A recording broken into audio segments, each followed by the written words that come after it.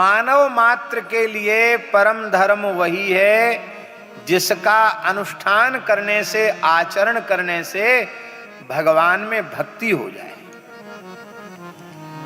भक्ति किसको कहते हैं? नारद भक्ति सूत्र में कहा, सा परानुरक्ति ईश्वरे, ईश्वर में परानुरक्ति, उसी को भक्ति कहा गया। आप सबको सुनाई पड़ रहा है कि नहीं? ईश्वर में परानुरक्ति को ही भक्ति कहा गया। बोले परानुरक्ति का स्वरूप क्या है? परम अनुराग, सात्वस्मिन परम प्रेम रूपा। वो परम प्रेम रूपा जो भक्ति है उसका उदाहरण है, बोले हाँ है, यथा ब्रज गोपिका नाम, जैसी ब्रज गोपियों की भक्ति।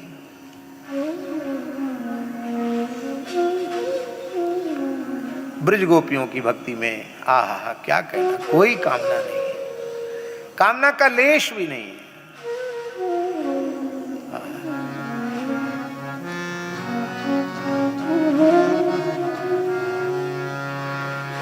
शरीर संसार में रंच मात्र उनकी आसक्ति, अनुरक्ति नहीं है, प्रीति नहीं है। इसलिए संपूर्ण प्रीति श्री कृष्ण चरण कमल में है। ऐसा अनुराग, इसी का नाम है भक्ति। परम श्रद्धेय श्री हनुमान प्रसाद पोद्दार जी का, भाई जी का एक लेख कल्याण में हमने पढ़ा था।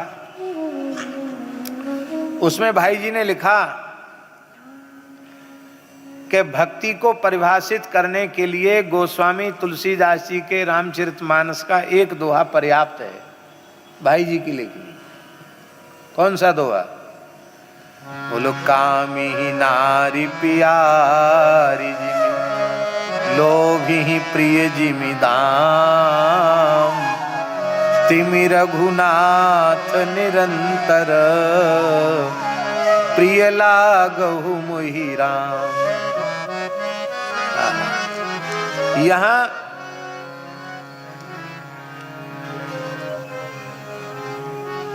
सत्यनारायण भगवान, यहां एक विशेष बात है, और विशेष बात यह है, कामी पुरुष को भी नारी निरंतर प्रिय नहीं लगती है।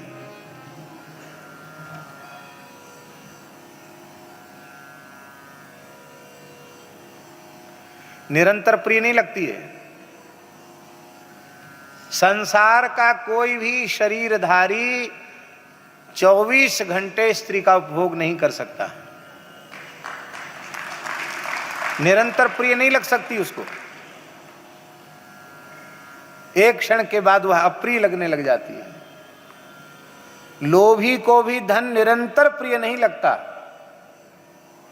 जब वो देखता है कि अब हमारे किसी काम का नहीं है, अब हमारे हाथ पैर ही चलना बंद हो गए और लड़के बच्चे सब बर्बाद कर रहे हैं, नष्ट कर रहे हैं, तो उसको कहता है, हे भगवान, इससे अच्छा तुम न इकट्ठा किया होता तो ठीक था। उसको भी अप्रिय हो जाता है जब उसकी चलती नहीं तब। कामी को स्त्री निरंतर प्रिय नहीं, लोभी को धन निरंतर प्रिय नहीं, पर हे रघुनाथ जी, उस अत्यंत कामी पुरुष को जैसे स्त्री से प्रेम होता है, ऐसा हमारा आप में निरंतर प्रेम हो। लोभी को जैसे धन में प्रेम होता है, ऐसा निरंतर हमारा आप में प्रेम हो। भगवान में निरंतर प्रेम बढ़ता चला जाए, इसी का नाम है भक्ति।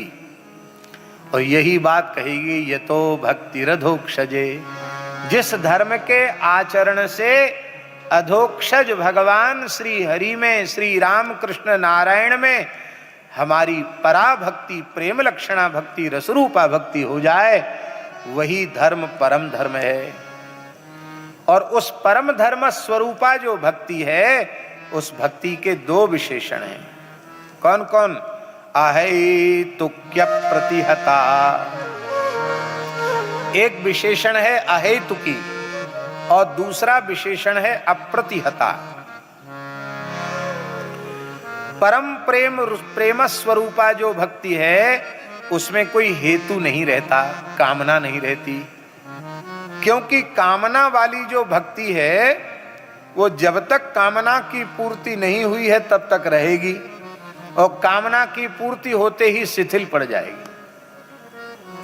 जैसे किसी को पुत्र नहीं है, किसी महात्मा महापुरुष ने कह दिया कि तुम तो भैया संतान गोपाल मंत्र का जप करवाओ ब्राह्मणों से, रोज 1008 तुलसी चढ़वाओ, गोपाल सहस्र नाम के पाठ करवाओ, देवकी सुत गोविंद वासुदेव जगतपते देहि में तनयम कृष्ण त्वाम हम शरणं गतः, बीजाक्षर लगा करके और फिर जप कराओ, संतान गोपाल का संतान हो जाएगा। वो कराने लग गया। भगवान की दया हुई, ब्राह्मणों का आशीर्वाद हुआ, पुत्रवान हो गया। अब पुत्रवान होने के बाद थोड़ी गोपाल जी का अर्चन चलेगा, फिर तो गोपाल जी को वही चनोरी सामने रख दी जाएगी। अब तो बेटा को गोद में खिलाएंगे, गोपाल जी से क्या लाड़ प्यार करना। एक उदाहरण दिया, कामना वाली भक्ति सतत चलती नहीं है, कामना की पूर्ति होने के बाद शिथिल पड़ जाती है। पर जिस भक्ति में कोई कामना नहीं है, भक्ति माने प्रेम, परम प्रेम, जिस प्रेम में कामना की, सच्ची बात तो यह है कि जिसमें कामना की गंध नहीं है उसी को प्रेम कहते हैं, उसी को भक्ति कहते हैं।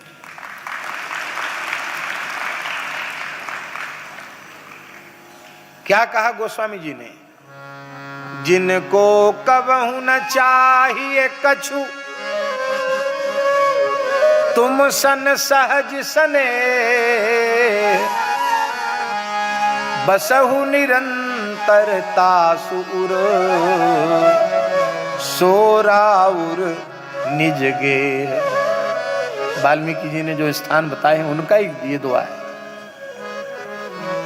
जिनको कबहु न चाहिए कछु, जिनको कभी कुछ नहीं चाहिए, उन्हीं का तुम सन सहज सने। जिनको चाहिए उनका तो वस्तु पदार्थ से प्रेम हुआ, आपसे प्रेम कहां हुआ। सहज स्नेह उन्हीं का हो सकता है जिनको कबहु न चाहिए कछु। और ऐसे भक्तों का हृदय ही भगवान का निज निवास स्थान है। इसलिए भक्ति का पहला विशेषण है अहेतुकी होनी चाहिए।